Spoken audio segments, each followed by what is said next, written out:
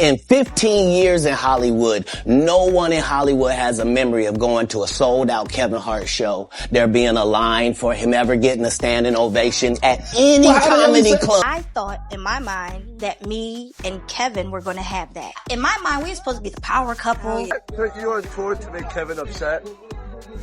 Why would he do that?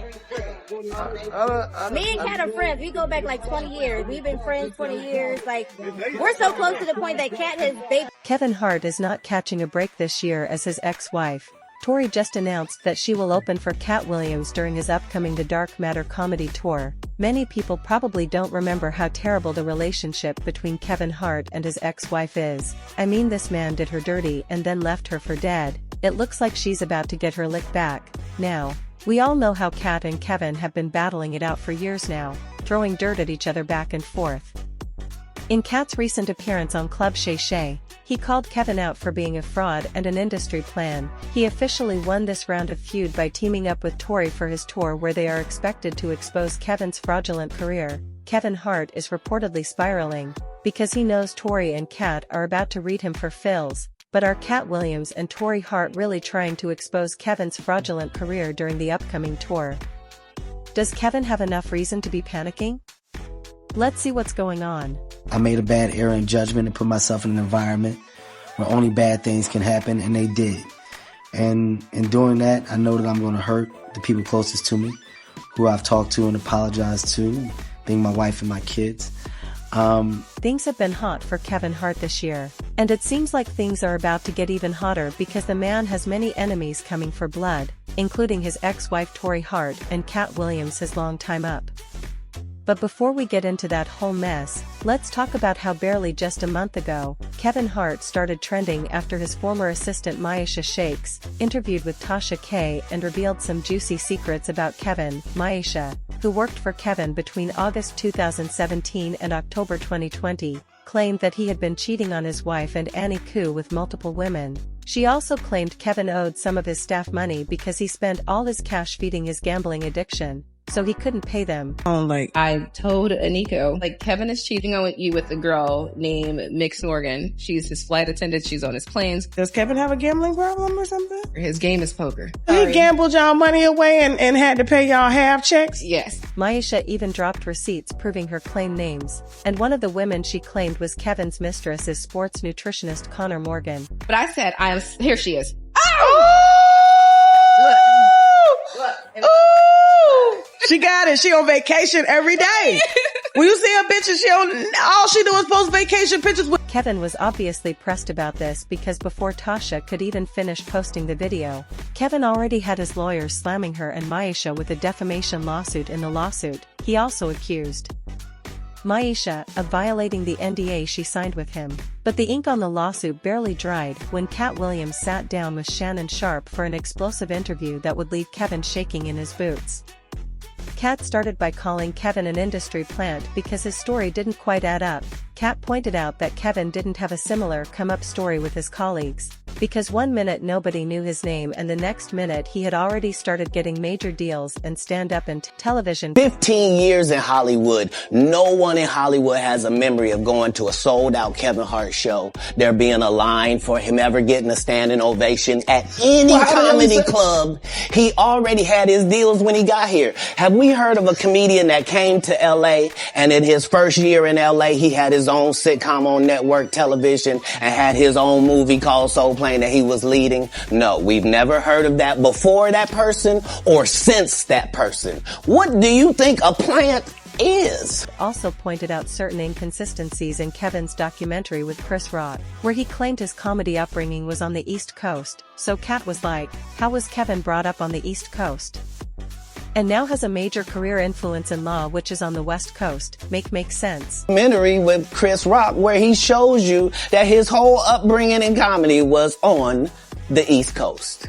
Yeah, it was. So how simultaneously was he here in Los Angeles doing the same thing? However, according to Katt, there is an explanation for how Kevin got his fame, although that explanation might not be what Kevin wants the public to know. He said the reason why Kevin got so successful without working as hard as his colleagues is that he already had his deals before his industry debut. because he sold his soul, and in exchange for selling his soul, he secured his position as an industry plant. You see, Katt has always hated Kevin's willingness to do anything for fame. One thing about Katt is that he tries as much as possible to maintain control over his brand by turning down offers that will make him step over his boundaries. But Kevin doesn't have the same constraint, and he will do anything as long as money is involved, like wearing a dress. Katt previously talked about the trend of black male actors being forced to wear dresses on TV, saying it was part of the Hollywood goal to emasculate black men. Dave Chappelle also addressed this matter in a 2006 interview with Oprah, where he said he didn't start connecting the dots until he was asked to wear a dress in a movie. Dave talked about how the movie producers kept trying to pressure him to wear a dress for a scene where he felt wearing a dress was completely unnecessary, even after he expressed his reservations about wearing a dress and told them how the dress didn't add anything to the plot. The producers just kept telling him to do it, because all the Greeks did it. Dave said they didn't agree with him until they realized that he wouldn't do the scene wearing a dress. He then pointed out other scenarios where he had to turn down certain offers, because they came with too many strings attached. For example, he once turned down a $50 million deal from Comedy Central, because he knew he would have to give up some part of himself if he accepted the deal.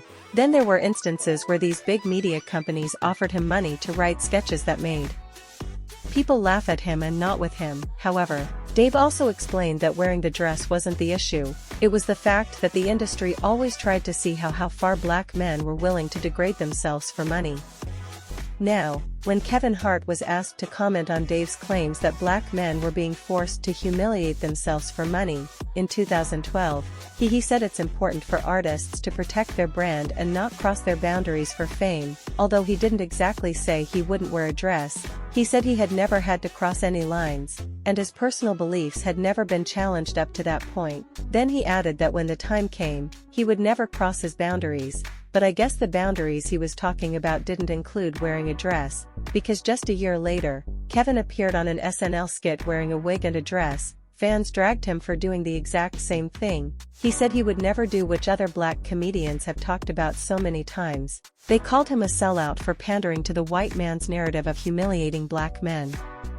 Katt also addressed the issue in a Black Tree interview, where he pointed out that Kevin was a hypocrite, because he said he wouldn't wear a dress on TV until they offered him a dress. Then he put it on and claimed he had made his own decision, even though he didn't think about making that decision before the industry made him to. At the end of the day, Kevin doesn't have to worry about what people are going to say about him wearing a dress, because of the long line of dress-wearing people before him. So now we have Big Mama's house 1, 2, and 3. Yeah. I've never seen Madea in a pantsuit. I think she wears dresses. So now I'm saying, why are we picking on poor little Kevin Hart? Because it was his turn next. But then Katt explained that Kevin was not special for wearing a dress, because so many black men before him had to do the same. He said it was Kevin's turn to go through the ritual the industry makes black men go through. Now, Kevin initially didn't want to respond to all this, but the heat started getting to him because the media just wouldn't shut up about it. So he hopped on The Breakfast Club and slammed Katt for blaming his problems on Hollywood and his colleagues, but never taking responsibility for his actions and fixing up.